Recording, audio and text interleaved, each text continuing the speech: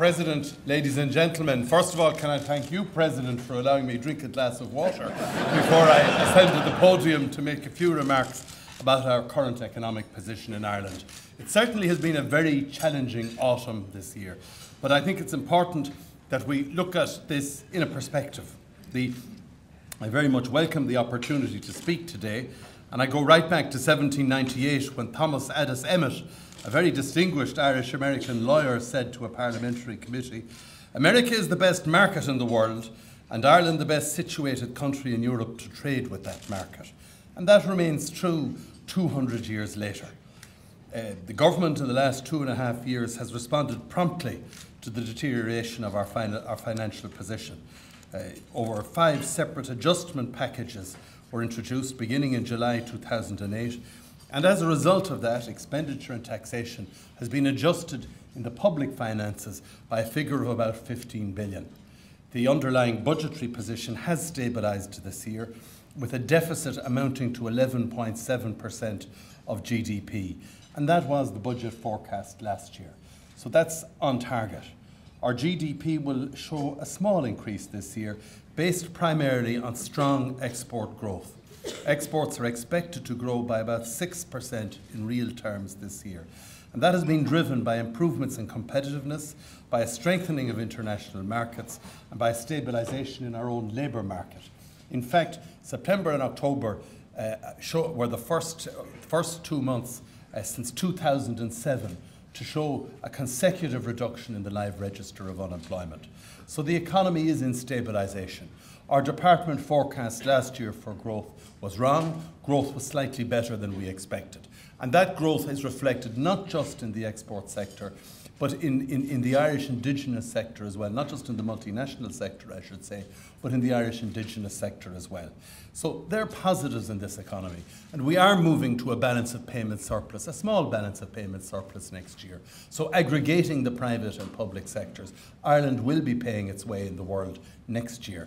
And that's good news for Ireland, and that puts Ireland in a very, very different category from those countries that have also experienced the brunt of this economic crisis in Europe. We have a very sound real economy. We have a real economy that's producing goods and services and selling them around the world and increasing our GDP on an annual basis. And that's the soundness of the Irish economy. We have a labour force who have shown huge adaptability and a people who have shown huge adaptability and flexibility throughout this very difficult period. We're now emerging from that recession, and it's of vital importance that as we emerge from that recession, we have a firm framework in place to deal with the 2 great problems that have beset our economy since 2008, the problem of our public finances and the problems connected with our credit supply and banking.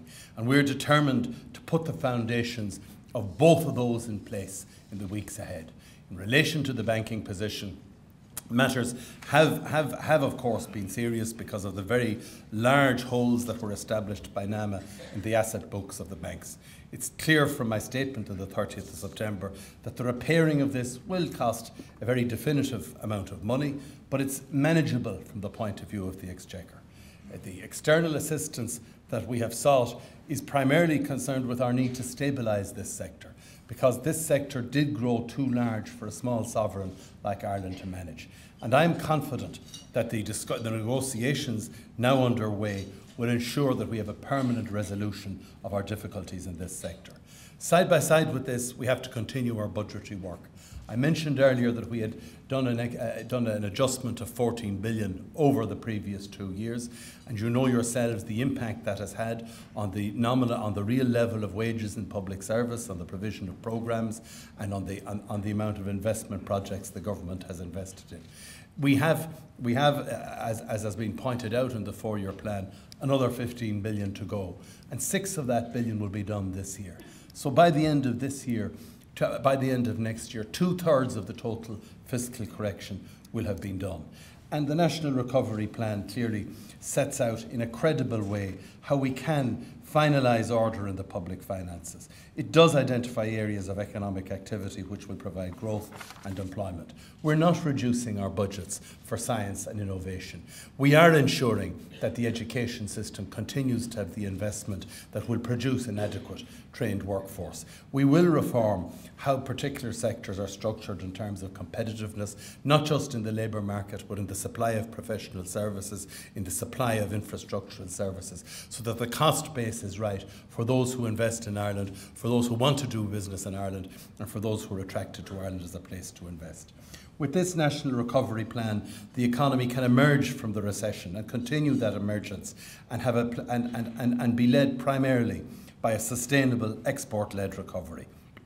Of course, a significant budgetary adjustment must be made over the lifetime of the plan, but the economic outlook is more favourable. The conditions for resumed export-led growth are in place. We have significantly improved our competitiveness. We have to keep working at this. Our transport infrastructure has been transformed with our new road network. Our workforce is one of the best educated and the most flexible in the world. The macroeconomic outlook in the plan is positive. Despite the adjustments we're talking about in budgetary terms, real GDP will grow over the plan period. Unemployment will fall below 10% in the plan period. The balance of payments is expected to return to surplus, as I mentioned already, in 2011. Above all, the effect of implementing the fiscal correction this year and the front-loading of the $6 billion reduction in public expenditure will mean that Ireland is back to single-digit borrowing as a proportion of its GDP. And that puts it in as favourable a position as many countries in the English-speaking world, although I accept it is somewhat more of an outlier in the Eurozone. But we're not going to have any more double-digit borrowing from next year. We will get borrowing down to single-digit levels, and that's very, very important. The plan sets out a whole range of detailed measures that we must adopt, and I don't want to spend this afternoon outlining every feature of the plan, but there are three main elements to it.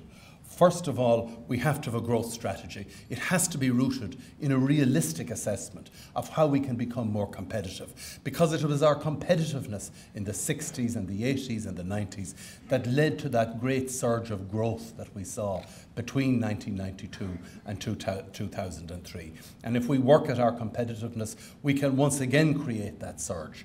The competitiveness means looking at the cost base throughout the economy, as I said. Not just labour and professional costs, but all of the cost base has to be reviewed during the plan duration. Growth also means that you look at sectors.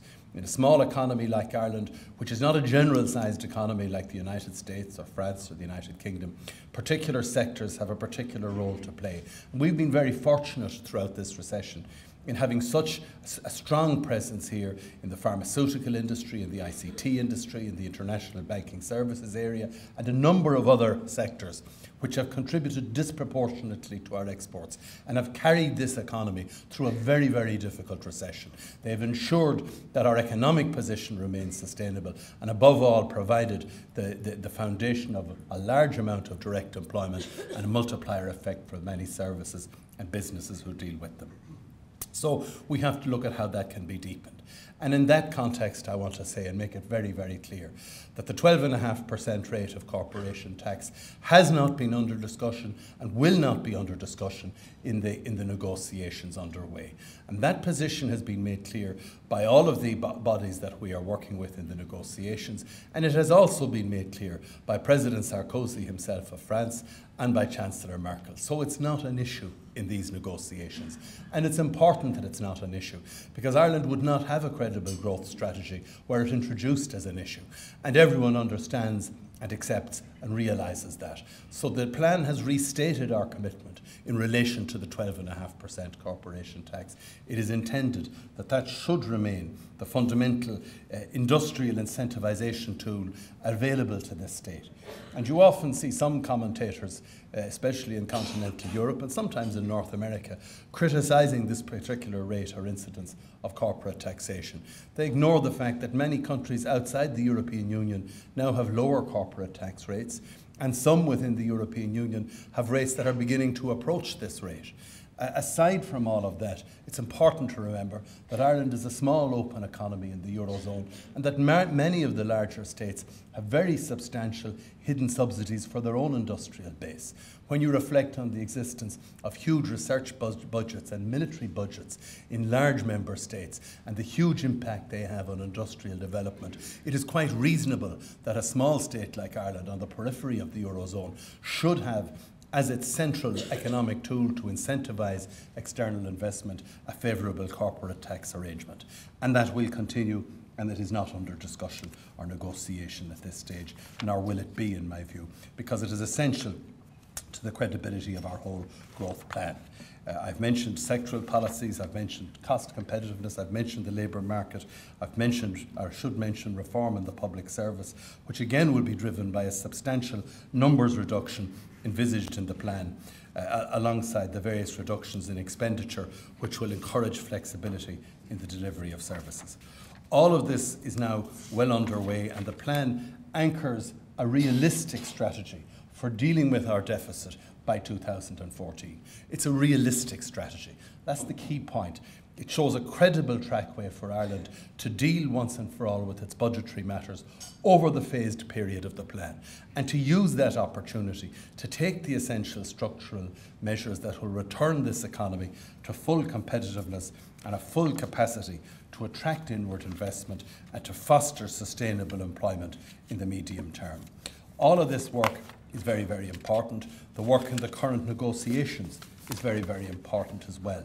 The work on Budget Day, which takes place on Tuesday week, is of vital importance, because on Budget Day, our Parliament will have an opportunity to demonstrate the first payment, if you like, the first instalment of our commitment to this particular plan. And it is the largest instalment. It is 6 of the 15 billion, and it will be delivered on Budget Day. And I'm quite satisfied from my discussions both with the parties in government and the various public representatives in Dáil Éireann that there is a majority for this budget, that it will pass, and that of itself will send a signal to the world that Ireland is managing its own affairs, that Ireland is putting its funding base in order, Ireland is sorting out its banking business, but Ireland above all remains as a country with huge economic potential, a huge amount of land relative to the size of the population, a highly educated workforce, an English-speaking workforce, an accessibility to a wider market in Europe, a connection and a goodwill with so many parts of the world, and above all, of course, with North America, with whom we have such close historic and generational and family ties. All of these positive elements can and will be brought together by our people, because the Irish people have always been a resilient people. They have faced many difficult economic crises in the past. They've always surmounted them, dealt with them and overcome them, and this will be the same on this occasion. Thank you very much for your invitation.